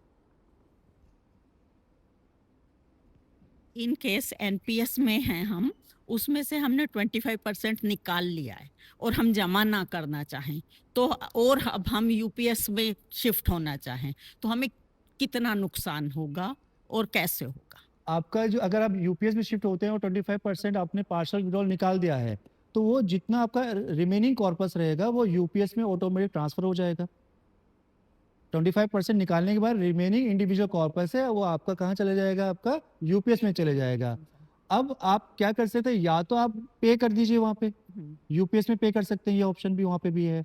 अगर आप पे नहीं करते तो आपकी क्वालिफाइंग सर्विस जो टोटल होगी, यानी जब आपने ज्वाइन किया था और अभी तक का, उसके हिसाब से क्या होगा, आपका थोड़ा सा पैसा कम हो जाएगा, क्योंकि बेंचमार्क कॉर्पस बढ़ चुका है, इंडिविजुअल से आपने पैसा निकाल दिया है। अगर ये कम हो गया तो फिर क्या, या तो आपको उसको पे करके बराबर लाना पड़ेगा। अगर आप बराबर लाते हैं देन फिर क्या होगा, आपको एश्योर्ड पे आउट का फायदा मिलेगा। Otherwise in proportional. Case service भी पूरी नहीं हो रही है हमारी, 15 इयर्स हुई मान लो, ओके, ठीक है, तो और वो भी निकाल चुके हम, 25% भी और भी निकाल निकालना है मतलब चुके, correct। नहीं जो निकाल चुके ऑलरेडी और उसे जमा नहीं करना चाहते हैं, तो फिर इसका हमारी पेंशन पे क्या असर पड़ेगा? इसके लिए आपके पास फॉर्मूला दिया गया है, जो पर पेंशन जो रहेगी आपकी, अगर अब 15 साल की सर्विस आप कह रहे हैं, रिमेनिंग 15 साल की और रह गई है, या टोटली 15 साल की सर्विस? टोटल ही 15 साल सर्विस बन रही है तो, हाँ, हाँ। जैसे 10 साल का बताया आपने कि उसके बाद वो मिले एश्योर्ड पे। देखिए एश्योर्ड पे आउट के लिए इन्होंने जो फॉर्मूला दिया है, एश्योर्ड पे आउट इज इक्वल टू क्या कहा गया है कि लास्ट 12 मंथ का जो बेसिक रहेगा उसका एवरेज डिवाइडेड बाय 2, मल्टीप्लाई भी है यहाँ पे क्यू अपॉन 300। क्यू का मतलब क्या है, नंबर ऑफ मंथ। अगर 25 ईयर की सर्विस होती है तो 1 ईयर में 12 मंथ है, तो 25 ईयर में कितने हो जाएंगे, 300 मंथ हो जाएंगे। अगर आपकी सर्विस 15 साल की है तो 15 मल्टीप्लाई क्या हो जाएगा, 12 हो जाएगा, यानी 180 आ जाएगा। 180 मंथ डिवाइडेड बाय 300। जब हम डिवाइड करेंगे तो यहाँ पे वैल्यू क्या होगी, पॉइंट्स में आएगी। तो पॉइंट्स में जब मल्टीप्लाई करेंगे हम अपने एश्योर जो लास्ट 12 मंथ का बेसिक जो भी रहा था आपका, उसका एवरेज का डिवाइड जब हम 2 से करेंगे तो थोड़ा सा प्रोपोर्शनली क्या होगी, रिड्यूस हो जाएगी। प्रोपोर्शनली रिड्यूस होगी क्योंकि आपने निकाल लिया है पार्शियल विड्रॉल। उसकी वजह से, हाँ क्योंकि जी। एनपीएस से निकाल। हाँ जी। बात का हो, जैसे हमारे 40 लाख या 50 लाख इकट्ठा होगा एनपीएस में, तो उसमें से हमें कुछ भी नहीं मिल पाएगा? एनपीएस में नहीं, यूपीएस में मिल पाएगा, कितना सर? आप 60% निकाल सकते हैं। तो उसमें हमारी पेंशन तो फिर फर्क पड़ जाएगा उसमें? आप देखो यहाँ पे ना एक बात ये आती है कि अभी सभी एम्प्लॉयज की ना डिजायर्स अलग होती है। जी ये सोचने वाली बात है कि किसी की सर्विस कितनी रिमेनिंग है, वो किस लेवल में है, उसका कितना पैसा कंट्रीब्यूट हो रहा है। जी वो बात, वो देखो कोई लेवल 7 में, कोई लेवल 8 में, तो उनका पैसा क्या है, ज्यादा कटेगा। जी कोई लेवल 2 में तो उसका क्या कंट्रीब्यूशन क्या रहेगा, कम रहेगा। जी। लेंथ ऑफ सर्विस कितनी है, total eight the time of retirement कितना कॉर्पस जमा हो रखा है। अगर किसी का टोटल कॉर्पस ही 60 लाख है जी तो 60% अगर वो एनपीएस में भी निकालता है जी तो रिमेनिंग कितना रह जाएगा, थोड़ा बहुत रह जाएगा। हम्म। उसकी अगर पेंशन कैलकुलेट करते हैं तो मे बी जितना कैलकुलेट करोगे 7, 8, 10 हजार जो भी बनेगा उस समय के हिसाब से वो बनेगा। प्लस यहाँ पे डीए का, एनपीएस में कोई डीए वगैरह नहीं है। नहीं, लेकिन जैसे यूपीएस में हम पेंशन मिलेगी, तो इसमें कुछ भी नहीं मिलेगा हमको? मिलेगा, आप निकाल सकते हैं, ये आपकी चॉइस है। आप निकालना चाहें तो 60% मैक्सिमम निकाल सकते हैं, हाँ। अदरवाइज आपको नहीं निकालना तो नहीं भी निकाल तो फिर सकते। पेंशन में फर्क पड़ जाएगा? पेंशन में फर्क पड़ जाएगा, प्लस आपको डीए तो मिल रहा है और साथ में लमसम अमाउंट भी आपको दिया जा रहा है। Thank you. जो हमारा पेंशन या जो भी रहेगा लास्ट में, वो मार्केट बेस्ड ही रहेगा ना इसमें, किसमें, एनपीएस में बेसिकली। एनपीएस में तो सारा मार्केट बेस्ड है। सारा मार्केट बेस्ड है ना, वो हमारा उस टाइम पे क्या कॉर्पस है लास्ट में, और उस टाइम मार्केट कैसी है उस हिसाब से ही रहेगा ना पे आउट, वहाँ पे जो भी रहेगा। बिल्कुल।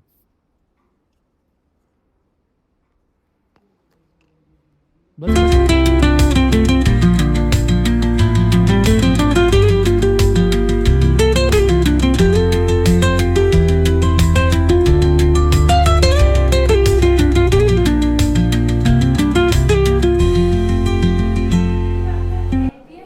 और यूपीएस में जो भी आपकी स्कीम है उसके बारे में बताया जा रहा है।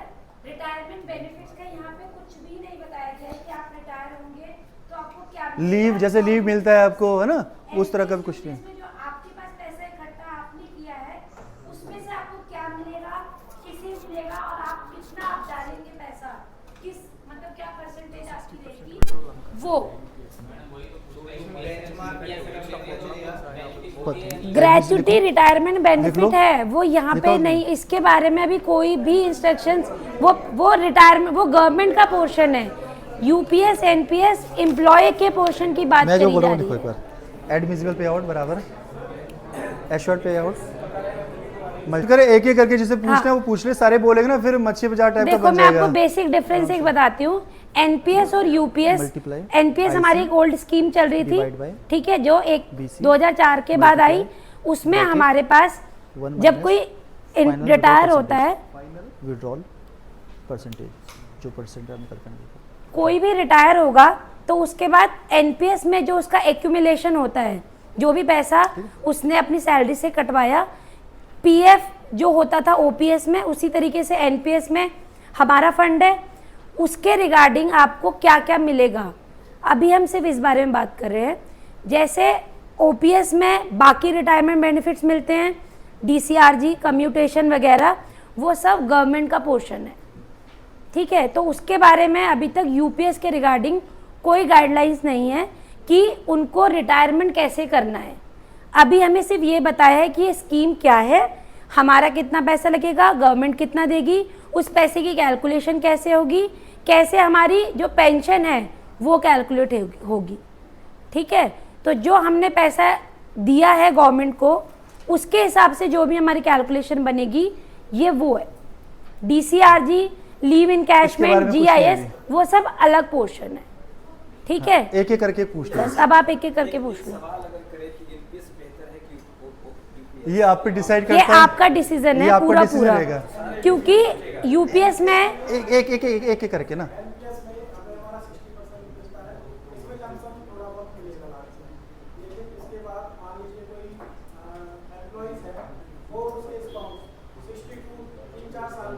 हेलो, एक मिनट, उनका जो पैसा है उसका शायद प्रावधान नहीं है कि वो बच्चों को मिलेगा, वो गवर्नमेंट अकाउंट में पूरा पैसा चला जाएगा, क्या ये सही है? और यहाँ पे देखो ये सिर्फ एक आपकी अवेयरनेस क्लास है, अवेयरनेस क्लास है, ये किसी प्रमोशन की क्लास नहीं है कि हम यूपीएस को या एनपीएस को प्रमोट कर रहे हैं। एजुकेशनल ये पर्पस की सिर्फ क्लास है। क्योंकि कुछ लोगों को ये भी नहीं पता है कि हमारा एनपीएस में कितना पैसा कटता है, कितना गवर्नमेंट डालती है। इसी तरीके से यूपीएस बिल्कुल नई स्कीम है, तो लोगों को सच में नहीं पता, आप में भी सब में नहीं पता होगा कि हमारा 10% कहाँ जा रहा है, या जो 8% गवर्नमेंट दे रही है वो कहाँ जा रहा है, या जो 10% गवर्नमेंट हमारी सैलरी के साथ दे रही है वो कहाँ जाएगा। आज सिर्फ आपको यही अवेयर करना है कि यूपीएस में हमारा फंड मैनेजमेंट किस तरीके से है। अब इसी क्लास के बाद आप डिसाइड करेंगे ना कि आपके लिए यूपीएस अच्छा है या एनपीएस अच्छा है। ये आपके ऊपर है। हाँ, उनका आंसर था कि क्या ये सही है, ये सही और गलत तो रेलवे बोर्ड बताएगा ना। उनका क्वेश्चन था कि 40% का क्या होगा, जो 60% को मिल रही है 40% का क्या होगा, बाद में एनपीएस में बच्चों को आएगा। यूपीएस में पेंशन स्टार्ट होती यूपीएस में है, पेंशन भी यूपीएस में करना है। पेंशन भी तो मिल रही है ना। यूपीएस में तो पूरा पैसा ही गवर्नमेंट 60 का जो रूल है 60 हो जाएगा। एक मिनट शांत, नहीं ये हस्बैंड का जो डेथ सर्टिफिकेट रहेगा, आधार कार्ड रहेगा, और वाइफ का या हस्बैंड जो भी स्पाउस रहेंगे उनके केवाईसी डॉक्यूमेंट के अंदर आधार कार्ड, कैंसिल चेक वगैरह आ जाएगा आपका, ठीक है ना। ये डॉक्यूमेंट के साथ आप उनको सबमिट कर देंगे अपने कंसर्न डीडीओ को। अब हम बात करते हैं कंट्रीब्यूशन अंडर यूपीएस, कि यूपीएस में आपका किस तरह से पैसा कटेगा, ठीक है। देखिए सबसे पहले हम बात करें एम्प्लॉय के एंड से, तो आपका जो अभी बेसिक प्लस डीए है, बेसिक प्लस डीए का 10% आपके अकाउंट से कहाँ डिपॉजिट हो जाएगा, आपके यूपीएस अकाउंट में डिपॉजिट हो जाएगा, ठीक है ना। इसे हम सेल्फ कंट्रीब्यूशन के नाम से जानते हैं या एम्प्लॉय कंट्रीब्यूशन के नाम से जानते हैं। गवर्नमेंट आपको क्या करेगा 10% सेम, यानी बेसिक प्लस डीए का 10% वो आपको क्या करेगा, आपके अकाउंट्स में डिपॉजिट कर देगा। तो ये दोनों जो मिल जाएगा, यानी कि आपका 10% आपका सेल्फ कंट्रीब्यूशन, 10% गवर्नमेंट का कंट्रीब्यूशन, तो ये दोनों मिला के ये बनता है इंडिविजुअल कॉर्पस, जिसे हम आईसी के नाम से जानते हैं। ठीक है, आईसी के अंदर 3 चीजें आती हैं, एक आपका सेल्फ कंट्रीब्यूशन आता है, दूसरा आपका गवर्नमेंट का कंट्रीब्यूशन आता है, थर्ड वन आपका इंटरेस्ट आता है। इंटरेस्ट जो आप पीएफएम चूज करते हैं, प्रोविडेंट फंड मैनेजर, उसके बेस पे जो भी इंटरेस्ट आएगा उन तीनों को मिला के आईसी कहलाता है, यानी इंडिविजुअल कॉर्पस कहलाता है। अच्छा, यूपीएस के अंदर गवर्नमेंट ने आपको एडिशनल 8.5% एस्टिमेटेड दिया है, जिसे हम पूल कॉर्पस के नाम से जानते हैं। पूल कॉर्पस एक ऐसा कॉर्पस रहेगा जिसमें गवर्नमेंट क्या है, आपको 8.5% बेसिक आपका बेसिक पे और जो डीए है उन दोनों का 8.5% देगा, बट ये आपको जो पोर्टल है उसमें शो नहीं होगा। ठीक है, ये जो फंड है, ये पीएफआरडीए जो है वो अपने हिसाब से इसको क्या करेगा, मैनेज करेगा, और मैनेज करने के बाद eight the time of retirement, जब आपकी रिटायरमेंट होगी तो इंडिविजुअल कॉर्पस का जो पैसा है वो उसमें ट्रांसफर कर दिया जाएगा पूल कॉर्पस में, ताकि इंडिविजुअल कॉर्पस और बेंचमार्क कॉर्पस जो है वो दोनों इक्वल कर सकते हैं। अब बेंचमार्क कॉर्पस क्या है उसके ऊपर आगे बात करते हैं। इतना क्लियर है सभी को? कोई डाउट है तो पूछ सकते हैं अभी यहीं से।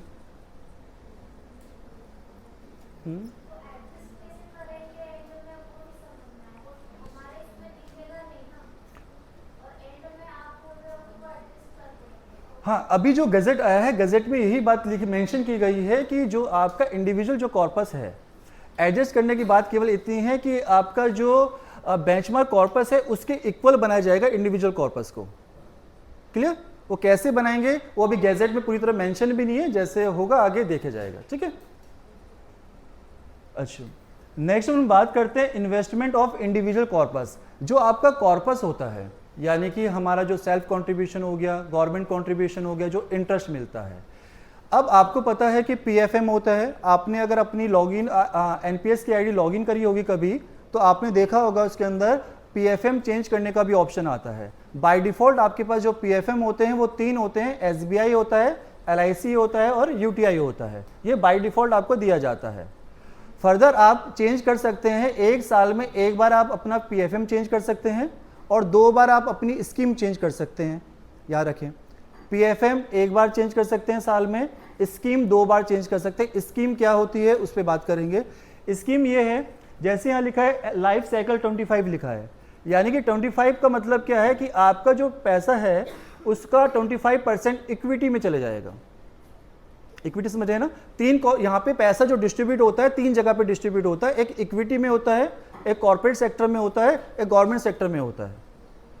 तो लाइफ साइकिल अगर 25 की हम बात करते हैं तो 25% आपका जो कॉर्पस है वो कहाँ मैनेज हो जाएगा? इक्विटी में मैनेज हो जाएगा। लाइफ साइकिल जो 50 है उसमें कितना परसेंट? 50% हो जाएगा। और जी एक्टिव जी 100 मतलब परसेंट क्या? आपका 100% जो कॉर्पस है वो गवर्नमेंट की ऑथर, जो गवर्नमेंट के जो सिक्योरिटीज होती है उसमें रहेगा। लाइक आपका एसबीआई, एलआईसी, यूटीआई, ये डिफॉल्ट पैटर्न के अंदर आता है। अच्छा, एक नई टर्म आई है यहाँ पे, बेंचमार्क कॉर्पस। इसे समझना भी बड़ा टफ हो जाता है बेंचमार्क कॉर्पस को। अगर हम इसके ऊपर बात करते हैं तो आपने देखा होगा कि जैसे हमारा डिफॉल्ट पैटर्न है एसबीआई, यूटीआई, एलआईसी, इसके तहत बहुत सारे एम्प्लॉयज होंगे पुराने वाले जिन्होंने आज तक कभी अपना पैटर्न चेंज भी नहीं किया होगा। उनको ये भी नहीं पता होगा कि उनका एक्चुअल में पैटर्न क्या है, क्योंकि हमने कभी आईडी लॉगिन भी नहीं करी है। बट एक बार आप जरूर अपनी आईडी लॉगिन करना, अपना कॉर्पस चेक करना कितना हो चुका है, कितना आज तक का आपको इंटरेस्ट मिल चुका है। क्या अगर ऐसे ही बहुत सारे एम्प्लॉयज हैं जिन्होंने सही टाइम पे अपना पीएफएम चेंज किया है, उनको रेट ऑफ इंटरेस्ट क्या है अच्छा मिल गया कंपेयर टू डिफॉल्ट वालों से। छोटी छोटी चीज़ें होती है। अभी अमाउंट अगर छोटा है तो 1-2% की वैल्यू नहीं होती है, अगर अमाउंट बढ़ जाए तो उस समय 1-2% भी बहुत मायने करता है। क्लियर? तो इस हिसाब से आप मार्केट की जब नॉलेज रखते हैं, शेयर मार्केट में मोस्टली पैसा भी लगाते ही होंगे, तो ध्यान देना पीएफएम चेंज करने का भी ऑप्शन है इसके अंदर। अब डिफॉल्ट देखो, बेंचमार्क कॉर्पस में क्या कहा गया है कि जो डिफॉल्ट पैटर्न पे इन्वेस्ट किया जाता है, ये कि स्टैंडर्ड सेट कर दिया इन्होंने, स्टैंडर्ड सेट कर दिया। इसमें तीनों चीज फिर से आ गई। इंडिविजुअल कॉर्पस आ गया पहला आपका, सेकंड गवर्नमेंट का आ जाएगा आपका, और थर्ड वन क्या आ जाएगा? इंटरेस्ट आएगा। ये इंटरेस्ट किस पे मिल रहा है? डिफॉल्ट पैटर्न पे। तो ये स्टैंडर्ड सेट हो गया। अब आप क्या करते हैं, आप पीएफएम जब चेंज करते हैं, आपने कोई एचडीएफसी का लिया, आपका रेट ऑफ इंटरेस्ट ज़्यादा मिल गया, तो आपका इंडिविजुअल कॉर्पस क्या हो जाएगा? ज़्यादा हो जाएगा एक स्टैंडर्ड वैल्यू से, वो स्टैंडर्ड कॉर्पस। इंडिविजुअल कॉर्पस कम या ज़्यादा हो सकता है, कैसे? या तो आपने ऐसा पीएफएम चूज किया है जहाँ पे क्या है मार्केट कम हो रही है, तो क्या हो जाएगा, कम हो जाएगा, इंटरेस्ट कम मिलेगा। और अगर आप पीएफएम अच्छा लेंगे, चूज करेंगे, तो आपका आईसी क्या हो जाएगी, बढ़ जाएगी। नेक्स्ट में लिखा भी गया है कि if IC is less than BC, अगर आपका इंडिविजुअल कॉर्पस क्या है बेंचमार्क कॉर्पस से कम हो जाता है ना। आईसी बीसी क्लियर हो गया, क्योंकि इसमें उलझ जाएंगे फिर आप आगे आईसी बीसी आता रहेगा, आप सोचेंगे क्या है ये।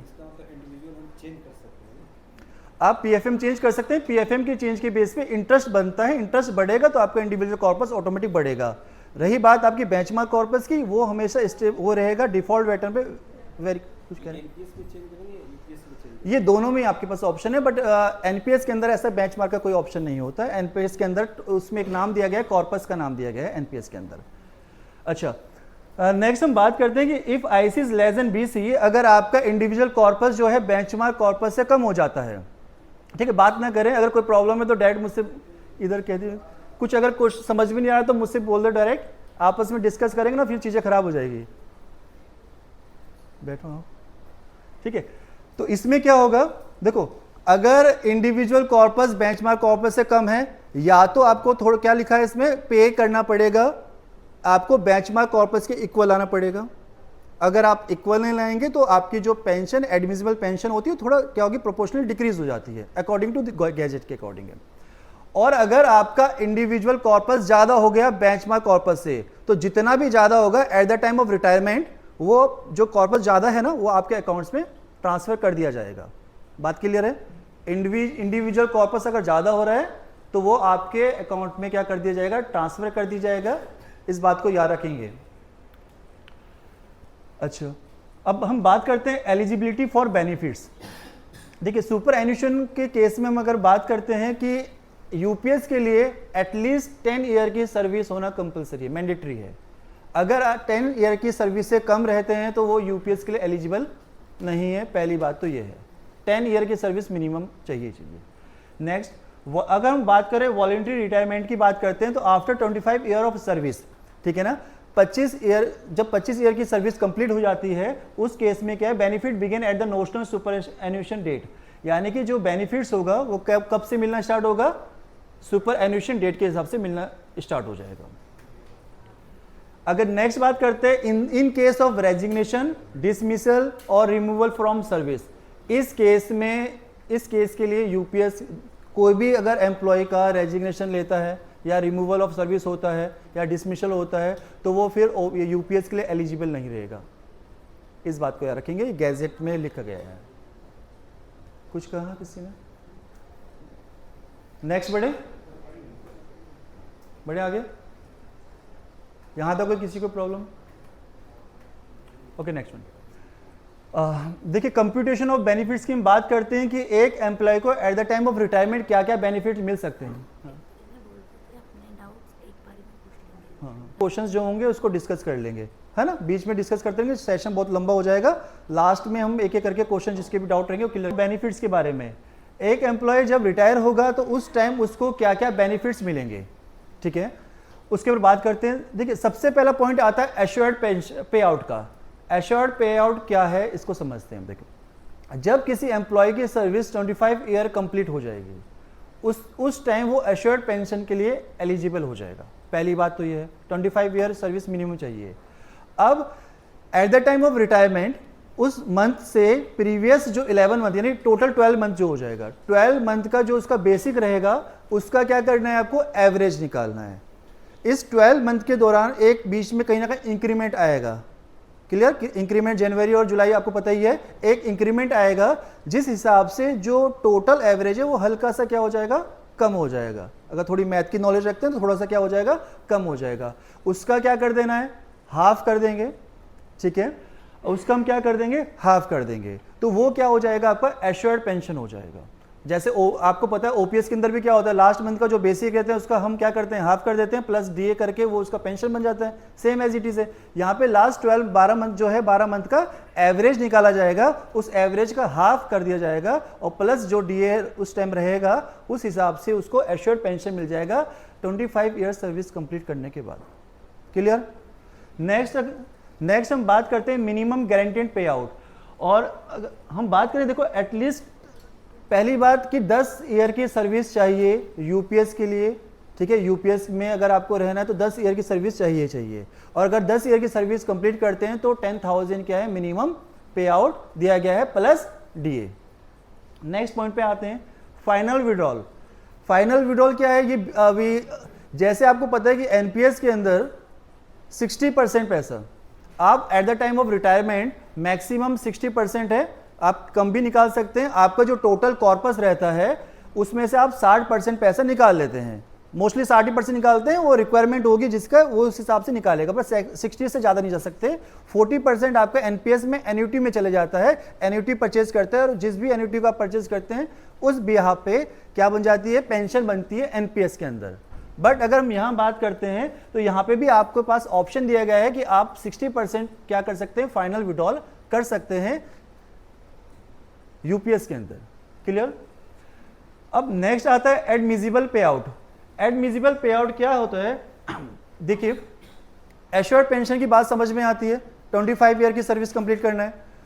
इन केस किसी की सर्विस 25 ईयर नहीं होती, मे भी कम भी रह सकती है, 20 ईयर हो सकती है, 22 ईयर हो सकती है, या फिर अगर हम बात करते हैं उसका इंडिविजुअल कॉर्पस बेंचमार्क कॉर्पस से क्या है, कम है। कम कैसे रहेगा, ये मैंने बता दिया वो कम कैसे रहेगा। और कम होता है तो या तो वो एम्प्लॉय अपना इंडिविजुअल कॉर्पस में या तो डिपॉजिट करके बेंचमार्क कॉर्पस के इक्वल आएगा, पहला तरीका इक्वल लेके आएगा, ठीक है ना। तो जब इक्वल लेके आएगा तो उसकी जो पेंशन है ना उसमें फर्क नहीं पड़ेगा। और अगर वो पैसा डिपॉजिट नहीं करता या पार्शियल विड्रॉल करता है तो उस केस में जो पेंशन है वो प्रोपोर्शनली क्या हो जाएगी, डिक्रीज हो जाएगी। उसके लिए फॉर्मूला भी दिया गया है, उसके लिए फॉर्मूला भी दिया गया है। अगर आपने गैजेट देखा होगा, गैजेट के अंदर फॉर्मूला भी है, ठीक है। यहां मैंने लिखा नहीं है, अगर मैं बोल दूंगा फिर आपको समझ में भी नहीं आएगा अभी ना इतनी। एश्योर्ड पे आउट का अगर मैं फॉर्मूला बताना चाहूँ तो एश्योर्ड पे आउट जो आपके पास दे रखा है इक्वल टू लिखा है लास्ट 12 मंथ का जो एवरेज है उसका डिवाइड बाय 2 मल्टीप्लाई किया गया है क्यू अपॉन 300। क्यू क्या है, नंबर ऑफ मंथ है। 25 ईयर की सर्विस है तो 12 मंथ के हिसाब से 300 हो जाएगा, तो 300 डिवाइडेड बाय 301 आता है। ये अब होगी मैथ की लैंग्वेज, इसी को रहने देते हैं, नॉर्मल लैंग्वेज समझते हैं, ठीक है। एडमिसिबल पे आउट का कंसेप्ट थोड़ा ऐसा है, अगर किसी की सर्विस कम रहती है तो पेंशन प्रोपोर्शनली डिक्रीज हो जाएगी, और अगर कोई पार्शियल विड्रॉल निकाल रहा है तो उस केस में भी क्या हो जाएगा, डिक्रीज हो जाती है। लास्ट आप क्वेश्चन नोट कर लीजिए अपने, लास्ट में करते हैं डिस्कस, ठीक है।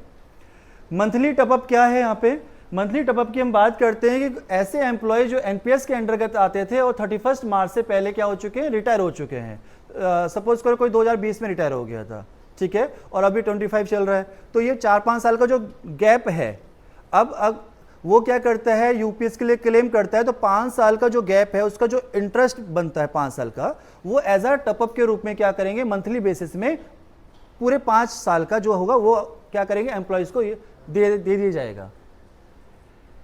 फैमिली पे आउट की बात करते हैं। देखिए जब फैमिली पे आउट में क्या कहा गया है, जो आपका एश्योर्ड पेंशन रहेगा या एडमिसिबल पेंशन रहेगा उसका 60%, उस पेंशन का 60% आपके स्पाउस को क्या हो जाएगा, मिल जाएगा जब एम्प्लॉय की या पेंशनर की क्या हो जाती है, डेथ हो जाती है। उस केस के बाद जो वो फैमिली पेंशन के लिए अप्लाई करता है उस केस में 60% उनको मिल जाएगा। बाकी डियरनेस जो रिलीफ है ये मार्केट इंडेक्शन वैल्यू पे डिपेंड करेगा कि उस समय क्या मार्केट वैल्यू चल रही है, महंगाई भत्ता जिसे हम कहते हैं उस पर डिपेंड करेगा। ये स्लाइड ले लेना बाद में मुझसे आप, ठीक है। अच्छा, अगर कोई देखो 31 मार्च से पहले ऐसे एम्प्लॉय जो एनपीएस के अंतर्गत थे और रिटायर हो चुके हैं और वो यूपीएस के लिए क्लेम करते हैं तो उन्हें क्या क्या बेनिफिट्स मिलेंगे, ठीक है। तो पहला एक मिलता है लमसम पेमेंट। लमसम पेमेंट क्या है, इसके ऊपर थोड़ा सा आगे बात करेंगे कि कैसे मिलेगा, कितना होगा, वो आगे बात करते हैं। मंथली टॉपअप की मैंने बात कर दी है, ठीक है। मंथली टॉपअप क्या होगा, जो इंटरेस्ट है उसको एज अ क्या करेंगे, मंथ वाइज थोड़ा थोड़ा करके आपके अकाउंट्स में डाल दिया जाएगा, ये है मंथली टॉपअप। और डीएनएस रिलीफ जो है वो as per the central government के जो रेट रहेंगे उस हिसाब से, जो डीए अभी हमें मिलता है एट प्रेजेंट, उसी हिसाब से वहाँ पे भी गवर्नमेंट डिसाइड करेगी अपना।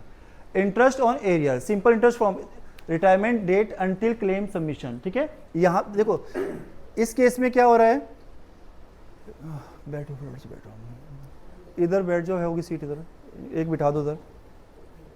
मंथ का या साल का जो एरिया बनेगा उसमें आपको एज अ सिंपल इंटरेस्ट के फॉर्म में क्या होगा, आपको इंटरेस्ट दिया जाएगा। ये बेनिफिट्स किसको मिलेंगे? जो 31 मार्च से पहले एनपीएस से रिटायर हो चुके हैं उनको मिलेंगे बेनिफिट्स, और जो यूपीएस के लिए क्लेम करते हैं।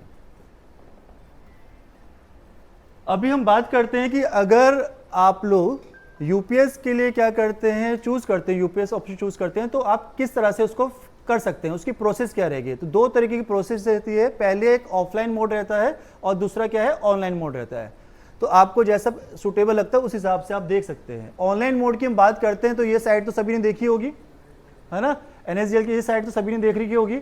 इसमें हम बात करते हैं तो देखो आपके पास आ रहा है जो यूनिफाइड पेंशन स्कीम दिख रही है, उसमें सेकंड नंबर पे आ रहा है NPS to UPS migration. Clear? आप यहाँ जैसे ही क्लिक करेंगे तो आपके पास माइग्रेशन टू यूपीएस का एक छोटा सा पॉपअप आएगा। यहाँ पे आपको अपना प्रान नंबर सेम रहेगा, जो आपका एनपीएस का है वही यहाँ पे भी रहेगा, कोई चेंजेस नहीं आएंगे उसके अंदर। आप अपना प्रान नंबर डाल देंगे, डेट ऑफ बर्थ डाल देंगे, और यहाँ पे एसएमएस या ईमेल के थ्रू जो भी आपका रजिस्टर्ड होगा उसमें एक ओटीपी आएगा, कोई भी एक को चूज करके, और आप ओटीपी यहाँ डाल के मोबाइल में या ईमेल में वेरीफाई करके आप आगे बढ़ेंगे, प्रोसीड टू ई साइन करके। फिर एक अपना आधार कार्ड नंबर डालना है, आधार कार्ड से रजिस्टर्ड जो भी मोबाइल नंबर होगा उसमें एक ओटीपी आएगा, ओटीपी यहाँ डाल के, ठीक है, आपके पास एक माइग्रेशन फॉर्म निकलेगा, ई साइंड, आपके साइन के थ्रू एक माइग्रेशन फॉर्म निकलेगा। इसकी जो रिक्वेस्ट है जो कंसर्न डीडीओ है उनके पास चले जाएगी। अब एक बार आप उनको इन्फॉर्म करेंगे अपने डीडीओज को कि हमने क्या करा है, यूपीएस माइग्रेशन किया है, आप हमारा केस आगे प्रोसीड कर दीजिए। एक बार आप उनके पास जाएंगे, ठीक है, उनके पास जाएंगे तो फिर फर्दर काम उनका रहेगा, आप कैसे करना है क्या करना है, बस आपको इन्फॉर्म करना एटलीस्ट पड़ेगा। ये रहा आपका ऑनलाइन वाला मोड। ऑफलाइन में जस्ट और सिंपल हो जाएगा। ये एक पेज का फॉर्म है, इसे हम A2 फॉर्म के नाम से जानते हैं। इसमें दो बातें लिखनी है कि आई डॉटर ऑफ, ठीक है, या सन ऑफ, अपना प्रान नंबर लिखना है, डेट लिखना है, साइन करना है। ये सेकंड जो पेज आपको इसी के जस्ट इसके नीचे ये आपका डीडीओ भरेगा आपके सर्विस रिकॉर्ड को देख के। ये आपको फिलअप नहीं करना है, आपको बस केवल ये फॉर्म फिलअप करके अपने डीडीओज को दे देना है। सिंपल है। अब एक छोटा सा डिफरेंस ले लेते हैं हम यूपीएस और एनपीएस के बीच में। क्या डिफरेंस है इसके बीच में, ठीक है ना। ये लास्ट स्लाइड है। इसके बाद देखिए, अगर हम बात करते हैं गैजेट नोटिफिकेशन, एनपीएस का 22 दिसंबर 2003 को निकला था, और अपना यूपीएस का जो है 19 मार्च को फाइनल गैजेट निकला था। एक जनवरी में भी आया था, वो इनकम्प्लीट था, ठीक है ना, मार्च में कंप्लीट दे दिया था उन्होंने। इम्प्लीमेंटेशन डेट की हम बात करें तो एनपीएस में जो था 1 जनवरी, सभी को पता ही है। और अब अगर हम बात करें यूपीएस की, वो 1 अप्रैल 2025 इसका क्या है, इम्प्लीमेंटेशन डेट है। एलिजिबिलिटी की हमने बात कर दी है कि एलिजिबिलिटी की बात, देखो ये पॉइंट ऑलरेडी हम डिस्कस कर चुके हैं, एक रफ फटाफट से ले लेते हैं कि सारे पॉइंट को कवर करने के लिए। एम्प्लॉय का कंट्रीब्यूशन एनपीएस के केस में 10% रहेगा, बेसिक प्लस डीए का same as it is UPS के अंदर रहेगा। जब हम बात करते हैं employer contribution, it means government की बात करते हैं, गवर्नमेंट हमें 14% देता है एनपीएस के अंदर, और यहाँ पर हमें यूपीएस में 10% देगा बेसिक प्लस डीए का, जो आपके इंडिविजुअल कॉर्पस में जमा हो जाएगा। एडिशनल 8.5% जो दे रहा है वो कहाँ जमा होगा, आपके पुल कॉर्पस में जमा हो जाएगा। नेक्स्ट में बात करते हैं पेंशन टाइप। एनपीएस की जब हम बात करते हैं तो ये मार्केट बेस्ड है, सारा आपको पता है मार्केट बेस्ड है। यहाँ जो मार्केट में रिटर्न मिलेंगे उसके हिसाब से आपका जो कॉर्पस है वो इंक्रीज करेगा या डिक्रीज करेगा। तो ये प्रॉपर्ली किस पे डिपेंड है, आपका एनपीएस मार्केट पे डिपेंड है, ठीक है। और आप किस तरह की, चलो नेक्स्ट बात कर लेंगे। यूपीएस के अंदर हम बात करते हैं तो ये अभी हमने बात किया कि एश्योर्ड पेंशन के लिए आपको 25 ईयर की सर्विस कंप्लीट करनी पड़ेगी। 50% आपको लास्ट 12 मंथ का जो बेसिक रहेगा उसका एवरेज प्लस डीए के हिसाब से आपको एश्योर्ड पेंशन मिल जाएगा। किसमें, यूपीएस के अंतर्गत। और एनपीएस में क्या रहेगा, 60% आपका आप निकाल सकते हैं eight the time of retirement, 40% आपका कहाँ चले जाएगा, एन्युटी में चले जाएगा। एन्युटी के अंदर भी अलग अलग टाइप्स होते हैं। जब आप फॉर्म देखते हैं रिटायरमेंट वाला एनपीएस का, तो एन्युटी के अंदर भी 4 ऑप्शन होते हैं अलग अलग, ठीक है ना। हम लोग क्या करते हैं, मैंने बहुत सारे एम्प्लॉयज़ जो आते हैं वो फॉर्म टिक मार देते हैं किसी से पूछ के, उनके भी अपने अपने मतलब होते हैं, ठीक है ना। वो हम बाद में डिस्कस कर लेंगे अभी आगे वाली क्लासेस में। मिनिमम पेंशन एनपीएस में कुछ नो गारंटेड मिनिमम है, ठीक है, कोई मिनिमम का कोई क्राइटेरिया नहीं है एनपीएस के अंदर। और जबकि हम यूपीएस की बात करते हैं तो यूपीएस में मिनिमम क्राइटेरिया क्या है, 10,000 का क्राइटेरिया है, ठीक है। वो भी कब, जब 10 ईयर की सर्विस कंप्लीट हो जाएगी। एक स्लाइड रहेगी क्या बीच में, 1 मिनट। हाँ, अच्छा, यहाँ ना एक लमसम पेमेंट रह गया था, ठीक है। लमसम पेमेंट समझ लेते हैं क्या होता है। देखो, अगर हम लमसम पेमेंट की बात करते हैं तो ये एक आपको ना एडिशनल एक अमाउंट है जो यूपीएस वाले आपके अकाउंट्स में डाल रहे हैं। क्या रहेगा, आपका जो लास्ट मंथ का, जिस दिन आप रिटायर होते हैं, लास्ट मंथ का जो आपका बेसिक रहेगा और plus DA, basic plus DA को आप 10 से डिवाइड कर देंगे। क्लियर। जो भी अमाउंट आएगा उसकी मल्टीप्लाई कर देनी है पूरी सर्विस, जो भी आपके, सपोज करो किसी की 20 ईयर की सर्विस है तो 6 मंथ के ड्यूरेशन में बांट देंगे तो कितने हो गए, 40 हो गए। 40 से मल्टीप्लाई कर देंगे। एक साल में कितने 6 महीने हो गए, 2 ना, तो 40 में दुगना करेंगे। 18 साल की सर्विस से कितना हो जाएगा, 36 हो जाएगा। 15 में 30 हो जाएगा। तो लमसम अमाउंट ये एडिशनल आपको गवर्नमेंट यूपीएस के अंदर दे रही है। क्लियर। बेसिक प्लस डीए का लास्ट मंथ जो रहेगा उसका 1/10 कर देना है, मल्टीप्लाई कर देना है, पूरी सर्विस को 6 मंथ के हिसाब से बांट देंगे और उस नंबर से मल्टीप्लाई कर देंगे। उसे हम लमसम अमाउंट यहां पे कह रहे हैं। लमसम अमाउंट का आपके एश्योर्ड पेंशन पर कोई फर्क नहीं पड़ेगा, ये एडिशनली आपको गवर्नमेंट दे रही है, इसका आपके एश्योर्ड पेंशन पे कोई फर्क नहीं पड़ेगा, ठीक है। और ये सब कब होगा, आपका सुपर एन्यूशन की डेट पे ही होगा।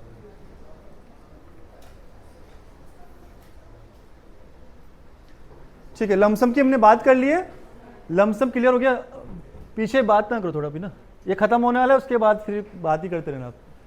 पार्शल विड्रॉल की अगर हम बात करते हैं तो एनपीएस के अंदर क्राइटेरिया दिया गया है कि आप 3 बार पार्शल विड्रॉल कर सकते हैं। सेम एज इट इज आप यूपीएस के अंदर भी कितने बार कर सकते हैं पार्शल विड्रॉल, 3 टाइम कर सकते हैं। क्लियर। जब कोई एम्प्लॉय ज्वाइन करता है उसके 3 साल बाद फर्स्ट टाइम विड्रॉल कर सकता है। सेकेंड विड्रॉल के लिए 5 ईयर का मिनिमम टाइम चाहिए होता है, बट निकलने के लिए निकल जाते हैं, बट वो आपका जो सेल्फ कंट्रीब्यूशन होता है ना उसी का ही पैसा निकलता है। सेल्फ कंट्रीब्यूशन का मैक्सिमम 25% निकलता है, उससे ज़्यादा नहीं निकलता है। तो वो अमाउंट बहुत कम हो जाता है, 15,000 20,000 इतने ही बन पाते हैं, या फिर मैक्सिमम 1 लाख के आसपास पहुंच जाएगा। बट एनपीएस से पार्शल विड्रॉल उसी केस लास्ट स्टेज में निकालें जब आपको बहुत ज़्यादा ज़रूरत पड़ती है, बहुत ही ज़्यादा ज़रूरत पड़ती है, उस केस में ही पार्शल विड्रॉल निकाले, अदरवाइज मत निकाले, क्योंकि इन फ्यूचर जब आपकी पेंशन बनेगी ना उसमें फ़र्क पड़ेगा। ठीक है, उसमें फ़र्क पड़ेगा, इस बात को याद रखेंगे। सेम एज इट इज़ आप यूपीएस के अंदर भी 25% निकाल सकते हैं अपने कॉन्ट्रीब्यूशन का। ठीक है, और साथ में यहाँ लास्ट देखो, withdrawal made under NPS before opting for UPS, withdrawal amount can be replenished before retirement. ये आप कर भी सकते हैं, नहीं भी कर सकते हैं। आप अगर अपने एनपीएस से 1 लाख रुपए निकाल ले रहे हैं और eight the time of retirement आप उसको जमा करना, रिटायरमेंट से पहले जमा कर देंगे तो आपको एश्योर्ड पेंशन मिल जाएगी। नहीं तो फिर थोड़ा बहुत क्या हो जाएगा, वो डिक्रीज हो जाएगा, हल्का सा प्रोपोर्शनली डिक्रीज हो जाएगा थोड़ा बहुत बेंचमार्क पे बेस पे। फाइनल विड्रॉल की अभी हमने बात करी। अलाउड एट 60 एज कितना है, 60, जब आपकी 60 साल की एज हो जाएगी उस केस में क्या होगा, वहां पे 60% क्या कर सकते हैं, फाइनल विड्रॉल निकाल सकते हैं। आप एनपीएस को कंटिन्यूशन भी कर सकते हैं। एनपीएस देखो 60 साल की जो सर्विस होती है, हम लोग मोस्टली क्या करते हैं, अपना एनपीएस से एग्जिट कर लेते हैं। अगर कोई चाहता है कि मैं गवर्नमेंट से इंटरेस्ट लेता रहूं, थोड़ा और लंबे समय के लिए क्या करूं, अपना अकाउंट चलाऊं, तो उसको हम बोलते हैं कंटिन्यूशन में, या डिफरमेंट भी करते हैं इसको। तो आप उसको क्या कर सकते हैं, 75 एज तक की लिमिट है उसमें। 60% निकालेंगे, 40% एन्युटी परचेज में चले जाता है एनपीएस के अंदर। यूपीएस की बात कर रहे हैं, सेम एज इट इज 60% आप निकाल सकते हैं यूपीएस के अंदर भी रिटायरमेंट के टाइम पे। इंडिविजुअल कॉर्पस और बेंचमार्क कॉर्पस में जो भी लोअर होगा उसका आपको 60% मिल जाएगा eight the time of retirement. हाँ, पेंशन इफेक्ट होगी, पेंशन इफेक्ट होगी आपके इससे, उसे हम एडमिसिबल पे आउट कहते हैं, उसके लिए भी अलग से फॉर्मूला दिया गया है। ठीक है ना। नेक्स्ट बात करते हैं डीए डीआर। ये आपको पता है कि एनपीएस में नहीं मिलता, एनपीएस के अंदर ऐसा कोई प्रोविजन नहीं है, और यूपीएस के अंदर गवर्नमेंट ने आपके लिए डीआर का प्रोविजन रखा है। फैमिली पेंशन की जब हम बात करते हैं, based on the annuity chosen at the retirement, वो किस प्रकार की एन्युटी चूज करता है। 4 ऑप्शंस आते हैं एनपीएस के अंदर एन्युटी चूज करने के लिए। ठीक है, उस हिसाब से क्या होता है उनके जो फैमिली पेंशन होती है, इनके स्पाउस को कितना पेंशन मिलता है, एनपीएस वाला। बहुत सारे केसेस में एनपीएस वाले ओपीएस भी ऑप्ट कर लेते हैं अगर इन सर्विस डेथ हो जाती है। क्लियर? जब हम बात करते हैं यूपीएस के अंदर, तो यूपीएस में हमने बात कर ली ऑलरेडी, 60% आपका जो अश्योर्ड पेंशन है उसका 60% आप जो लीगली वेडेड स्पाउस होगा उनको क्या हो जाएगा, वो पैसा एज अ पेंशन की फॉर्म में मिल जाएगी, फैमिली पेंशन जिसे हम कहेंगे। स्विचिंग ऑप्शन, ये आपको सभी को पता है कि एनपीएस से एक बार यूपीएस में स्विच हो गए तो फिर ये इरिवर्सिबल प्रोसेस है, तो वापस आप एनपीएस में नहीं जा सकते। And the last, fund management. अगर हम फंड मैनेजमेंट की बात करते हैं तो आपका जो इन्वेस्टमेंट होता है एनपीएस के अंदर 3 जगह पे लगता है, इक्विटी में लगता है, कॉर्पोरेट सेक्टर में लगता है और गवर्नमेंट सेक्टर में लगता है। 3 जगह आपका फंड मैनेज होता है एनपीएस के अंतर्गत। जब हम यूपीएस की बात करते हैं तो यूपीएस में गवर्नमेंट भी क्या करते हैं, मार्केट में तो बेस्ड है दोनों, गवर्नमेंट का भी रोल रहता है, क्योंकि गवर्नमेंट क्या करता है अपना बेंचमार्क सेट कर रखा है गवर्नमेंट में, साथ में पुल्ड कॉर्पस भी क्या कर रखा है, गवर्नमेंट उसको मैनेज कर रही है। क्लियर? तो यहाँ पे जो फंड मैनेजमेंट है गवर्नमेंट के पास भी इसका अथॉरिटी और आपके पास भी है, मगर कंडीशन अप्लाइड है यहाँ पे कि अगर आप अपना फंड खुद मैनेज करते हैं और आपका इंडिविजुअल कॉर्पस बढ़ता है या कम होता है उसके लिए रिस्पॉन्सिबल फिर हम खुद ही होंगे। अगर बढ़ेगा तो हमारा फायदा है, कम होगा तो नुकसान भी हमारा ही है। ठीक है, तो यहीं ख़त्म करते हैं। हाँ, ग्रेजुटी के लिए आप सेटलमेंट, ग्रेजुटी मिलेगा इसके अंदर भी, ग्रेजुटी जैसे आपको एनपीएस के अंदर मिलता है